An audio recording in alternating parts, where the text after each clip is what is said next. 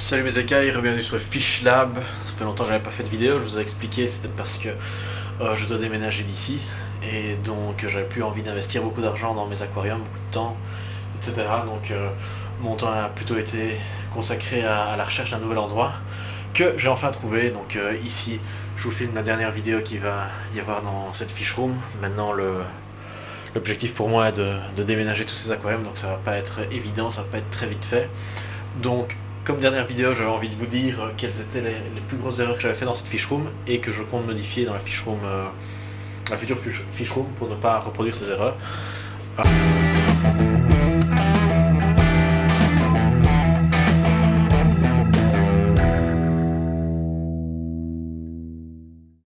La première erreur que j'ai commise dans cette fish room, c'était de mélanger mes cyclidés avec les channas. Donc ici on a deux petits poissons prédateurs, des channas d'assez bonne taille déjà, je pense que c'est des channas, je ne sais plus le nom.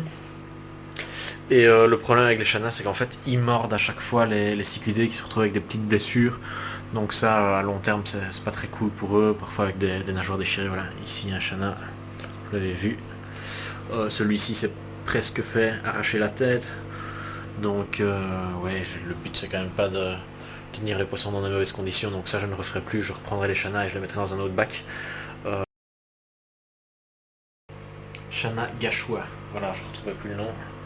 Ensuite, une autre erreur que j'ai faite est le marketing du produit.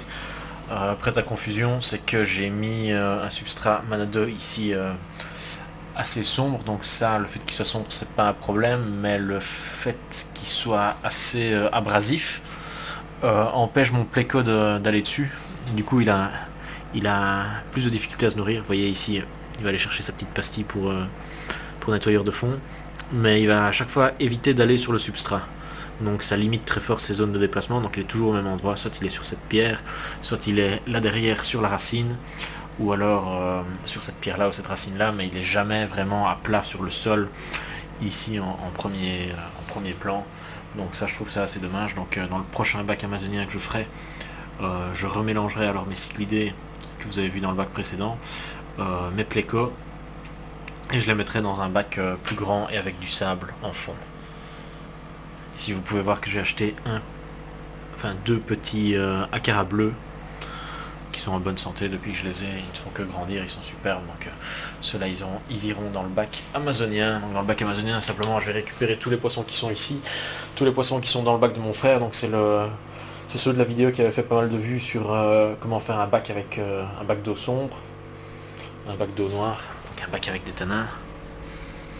Donc il y aura cet tétraqueur saignant, son pleco qui est un Blue Phantom, L124 ou L126 je pense, ses Corydoras Panda, etc. Ces cyclidés ici.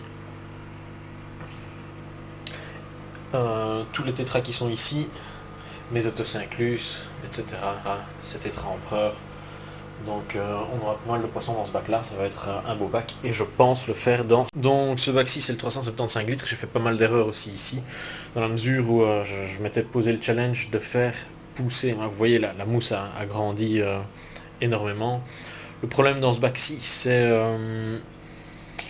le fait que les plantes, je voulais avoir un bac très bien scapé avec plein de plantes, etc. Donc ici vous pourriez dire que c'est réussi parce que j'ai une mousse de malade, mais moi je voulais pas qu'une mousse, je voulais plein de plantes différentes avec des couleurs, des textures différentes, etc. Et faire, si pas un hollandais, mais un bac bien planté. J'avais envie que le focus de ce bac-ci soit aussi les plantes, parce que les mélanoténiens aiment bien les plantes. Le problème c'est que c'est des poissons d'eau dure, donc j'utilise l'eau du robinet, donc j'ai HKH très élevé, et donc j'ai chipoté beaucoup avec des produits pour changer les paramètres, etc. pour acidifier un petit peu l'eau, pour avoir plus de CO2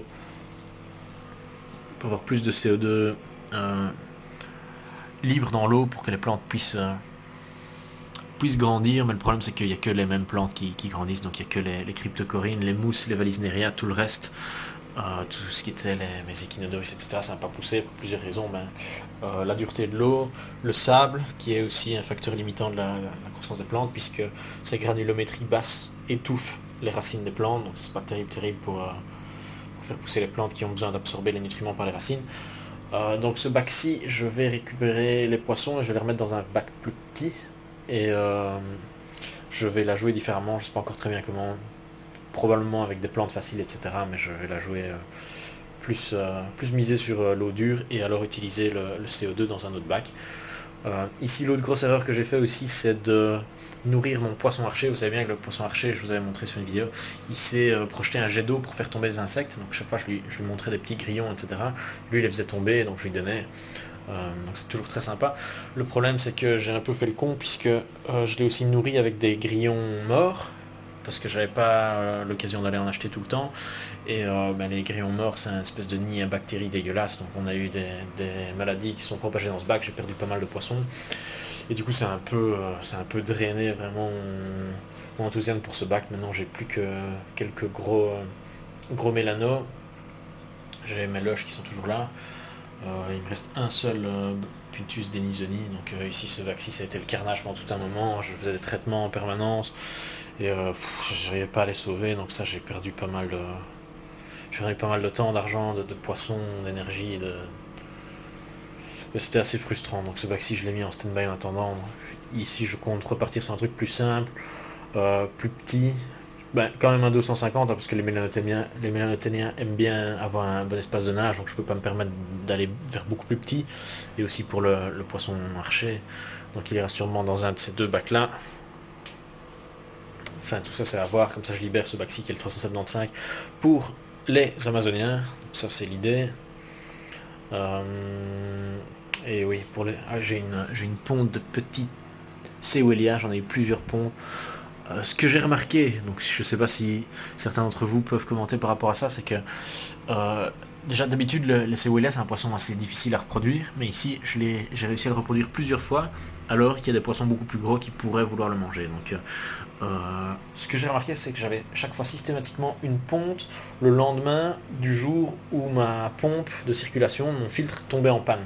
Donc je sais pas, le fait qu'il y ait moins de circulation, est-ce que ça permet mieux aux œufs de se fixer, ou alors est-ce que c'est une question de brassage, de paramètres? Est-ce que l'eau est plus acide quand il y a moins de circulation, puisque l'acidité s'accumule, parce que la surface de l'eau n'est jamais brisée, et du coup le CO2 a tendance à plus rester dans l'eau, ça fait descendre les paramètres? Je sais pas. Je sais pas du tout.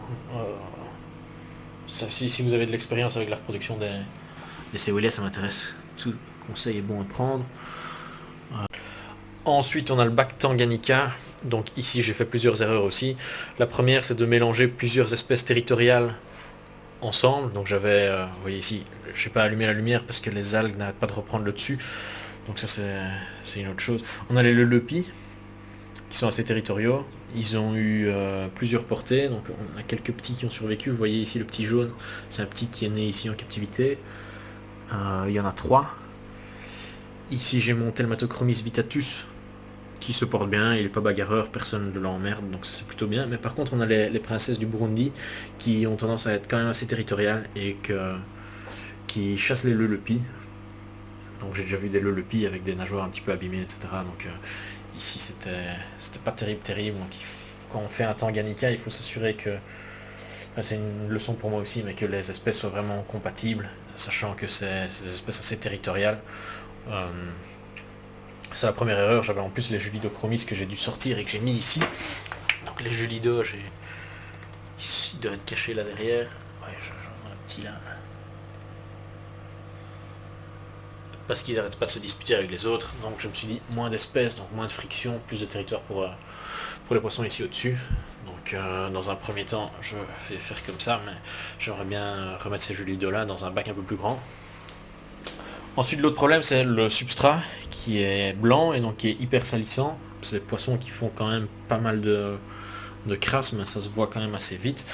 Et le problème, c'est aussi la lampe. J'avais pris la lampe Aquael version plante avec un bon spectre lumineux pour les plantes, qui a fait pousser plein d'algues, puisque on avait plein de lumière optique pour faire pousser les plantes, pas de plantes pour absorber les nutriments, donc tous les cacas de poissons, etc. Ça a été directement de la bouffe pour les algues. En plus, la lumière était réfléchie sur le substrat blanc, donc ça fait qu'on avait encore plus de lumière. Donc ici, toutes les conditions étaient là pour faire qu'il y ait des algues qui reviennent sans cesse. Donc dans mon prochain Tanganyika, je vais changer le style. Je sais pas si ça va bien donner, ça vous pouvez me donner votre avis, puisque ici on est sur du cyclidé. Si je mets un substrat noir, je sais pas si les poissons seront toujours aussi beaux ou si justement ils vont essayer de devenir plus sombres pour mieux se fondre dans leur décor. Donc ça, je veux bien votre avis, si vous pensez que c'est une bonne idée, une mauvaise idée de mettre un substrat noir en Tanganyika. J'ai entendu que le pied était beaucoup moins jaune, il devenait un petit peu sombre, limite brun. Donc ça, j'ai pas trop envie, j'aime bien qu'il soit bien jaune. Ou alors je ferai deux bacs Tanganyika, je sais pas encore très bien. Et du coup ici la filtration n'était pas adaptée, ce filtre est trop petit pour ce bac-ci, donc à l'avenir je changerai, je mettrai un bon gros filtre ici pour éviter l'accumulation de déchets organiques. Donc du coup là je vais repartir dans l'autre maison, je vais vous montrer un petit peu à quoi ressemble la future fish room, comme ça va vous donner une idée. Le plafond est plus bas, donc je vais pas pouvoir faire un truc sur plusieurs étages, et c'est peut-être pas plus mal, parce qu'ici ce qui m'emmerdait c'est que, vous voyez peut-être pas, mais ici on est fort près du sol, donc quand je devais faire un changement d'eau, je devais chaque fois me baisser, c'était difficile de faire le siphon en étant si bas. Puis pour faire l'entretien, j'avais pas beaucoup de place ici entre les deux bacs, donc chaque fois je devais caler mon bras, et c'était pas évident d'atteindre les endroits à l'arrière, donc ça fait que j'ai fait beaucoup moins d'entretien que ce que j'aurais dû. Et donc ça c'est pas terrible, donc ce que je vais faire maintenant c'est que je vais avoir un endroit, un espace de stockage en dessous, puis un bac à bonne taille, sûrement un peu plus bas que ça, parce qu'ici vous voyez c'est quand même assez haut, donc moi mon épaule arrive à cette hauteur-ci, donc mon aisselle est là, donc si j'ai envie de mettre mon bras dans le bac, je dois chaque fois me mettre sur la pointe des pieds ou sur un tabouret, et donc pour l'entretien c'est pas évident. Donc je ferai cette fois-ci plus sur 2 niveaux, mais un seul niveau avec des rangements, et puis alors je devrais faire des meubles en bloc Ytong pour mettre les autres bacs.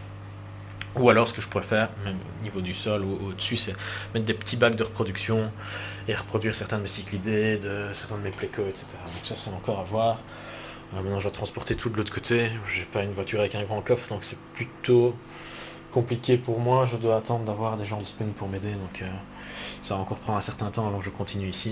Donc, le but ça va être de prendre les bacs, les taper de l'autre côté, et puis prendre une partie de la flotte, une partie des bactéries, etc., cycler vite, et faire les transferts, des décors, etc.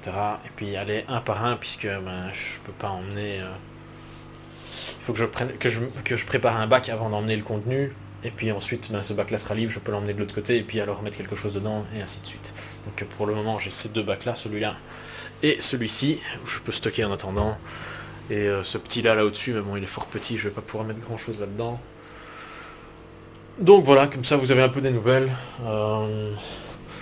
et j'espère que ceci pourra avancer bientôt, et comme ça je pourrai vous montrer la fiche room 2.0. Je me réjouis, ça va être bien. Et j'ai potentiellement une bonne surprise pour vous. Mais j'en dis pas trop pour le moment, je dois encore faire quelques calculs. Donc je vous tiens au courant, merci d'avoir regardé la vidéo. Et on se retrouve dans la prochaine pour la fiche room 2.0.